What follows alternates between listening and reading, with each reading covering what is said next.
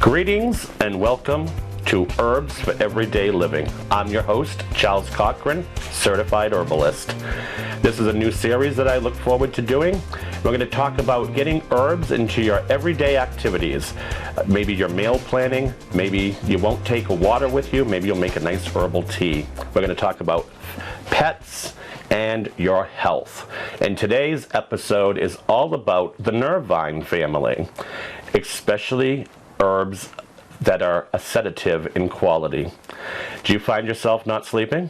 Are you stressed out? Do you have anxiety and panic attacks? You're not alone. Many of us do.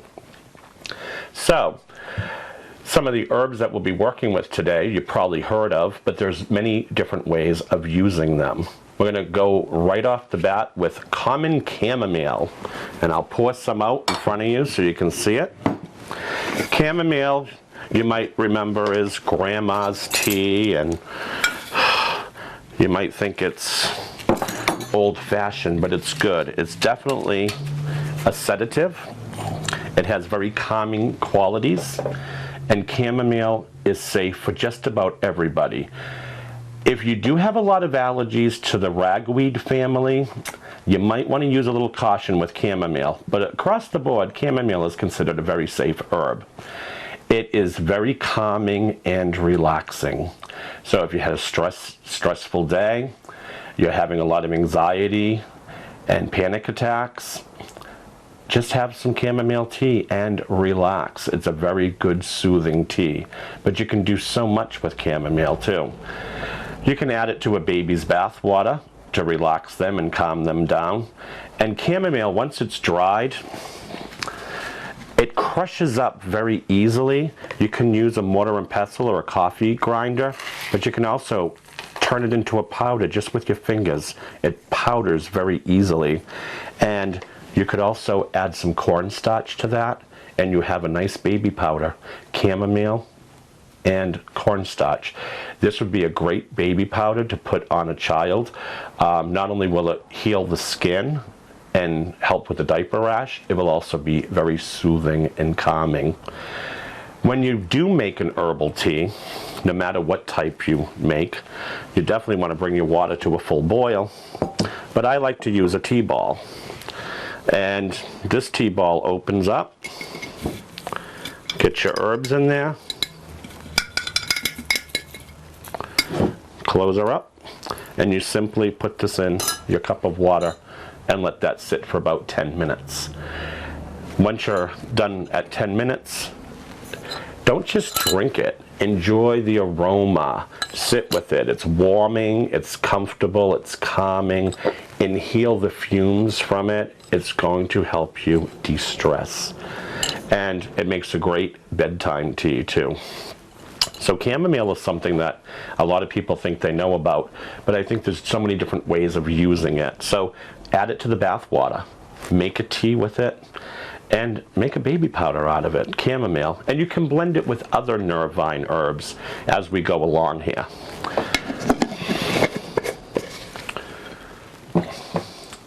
One that you don't think of too much is catnip. Catnip is in the nervine family. It's sedative in qualities. And when you think of catnip, you probably think of Fluffy enjoying his catnip. Catnip does get cats excited. It gets them in a state of euphoria. But it has the opposite effect on humans. It calms us down. It shuts us down. And it's safe for even children. Now, catnip by itself doesn't always taste so good, but you can cut it with other herbal teas or even apple juice.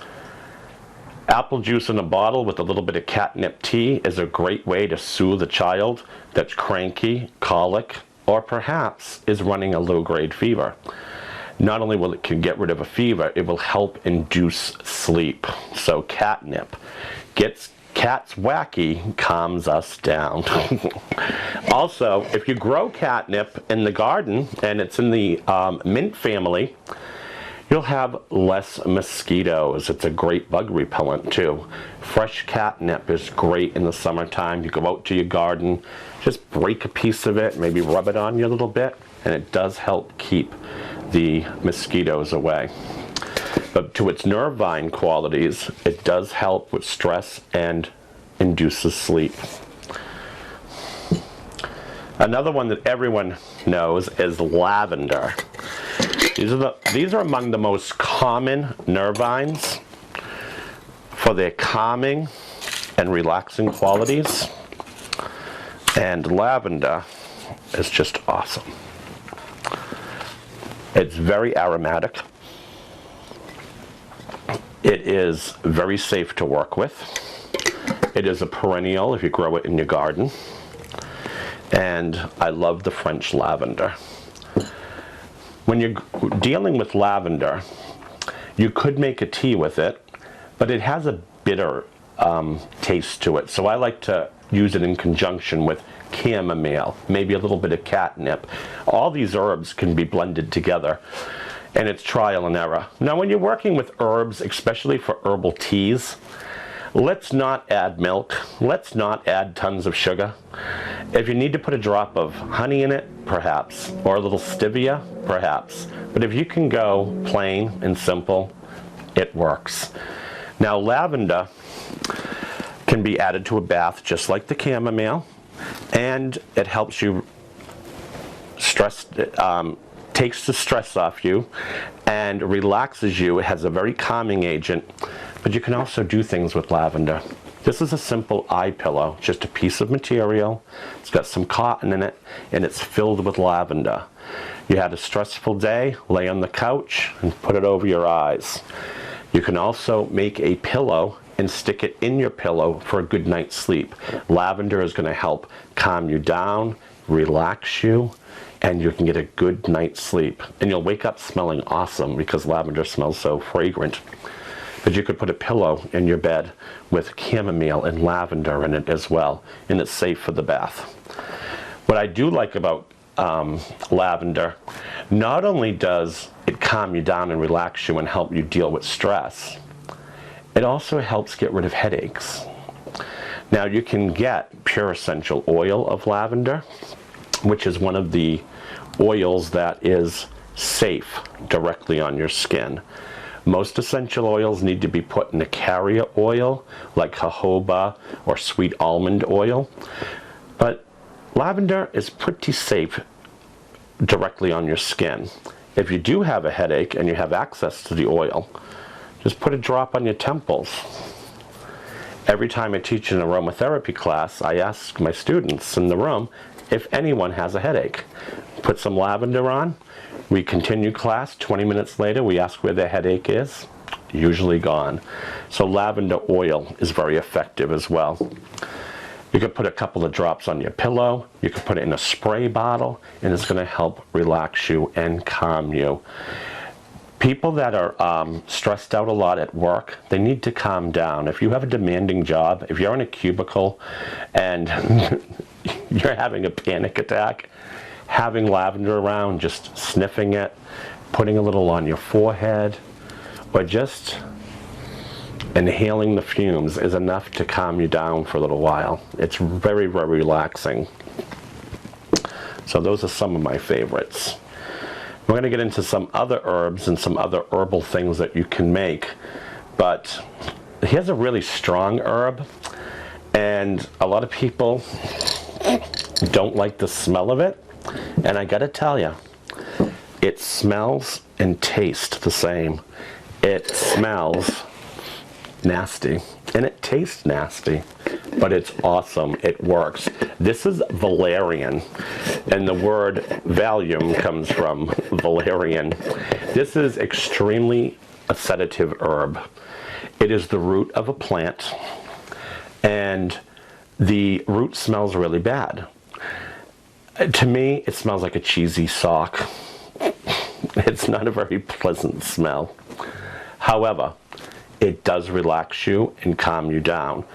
And it is a known fact that when Anne Frank was hiding from the Gestapo, her parents fed her valerian capsules to calm down. I suppose if I was hiding in the attic too, I'd want to de-stress myself a little bit. But valerian is very sedative. It will knock you out and you'll get a good night's sleep. But here's the problem with growing it or having it in the home. If you have a cat, your cat will go crazy for valerian. If you think catnip is what cats want, try giving them some valerian. They will go crazy. It's really, really powerful when it comes to a cat. I find that valerian in the flower smells very nice, and in the root it smells very foul, but it's great and it's very a sedative. I like to make capsules or a tincture with it, and we're going to get into that in a second, but some people do just drink tea with this. It tastes kind of lousy, so put something nice in it, like chamomile. You want to get rid of that foul flavor. Valerian. Now, when you think about stress and anxiety, you don't think oatmeal. Do you know eating oatmeal every day is going to nourish your nervous system? It's going to stay with you, and it's going to help you fight anxiety and panic, and it's also good for depression. So there is something to eating that old-fashioned oatmeal every day. I have oat straw here, and you can make tea with this too. It is very calming to the nerves. Not so much in its sedative properties to go to sleep with, but to get you through the day, have some oatmeal. Passionflower. This is the leaves and the stem. Excuse me.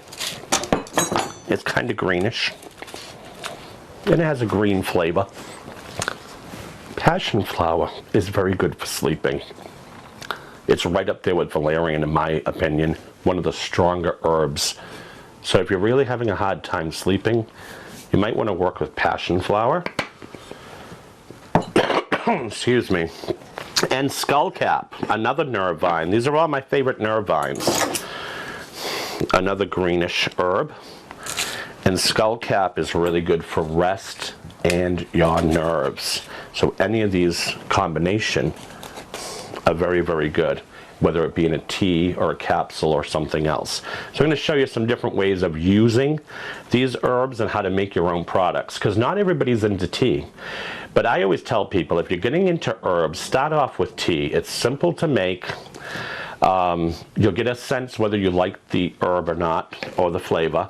And if it's something strong and pungent like valerian, perhaps capsules or a tincture. And that's where we're going to move on next. This is just a jar with ginger root in it, and it's got 100 proof vodka. You can do this with any herb. If you don't like the taste of a certain herb, and you can't be drinking 3-4 cups of tea a day because you're always on the go, you want to make a tincture, which is nothing but an extract. So you would take your valerian root and you would fill the jar with it and pour 100 proof vodka on it and let it sit for 4 weeks. Shake it daily. And after 4 weeks, you will strain this and you have a concentrated tincture, which is valerian root. Now, you don't have to drink a lot of it. So put it in an eyedropper, and you only need a couple of drops a day. Very easy and very convenient. And if you don't like the taste of valerian, like I said, I don't, it's much easier to just swallow 2 or 3 drops of it and chug some water than to drink a bunch of the tea. And any of the herbs can be made into a tincture. You can use apple cider vinegar, you can use vegetable glycerin or honey, but I do find for the strongest tinctures and the best shelf life, 100 proof vodka. Once you strain it, you can cut it with 25% water. And a little bit goes a long way. So we're not going to be drinking lots of it, just a little bit, but it's convenient. You can also powder any of these herbs, and there's all kinds of machines on the market that anything you can crush up into a powder, whether it be through your coffee grinder or a mortar and pestle, you can turn into a capsule.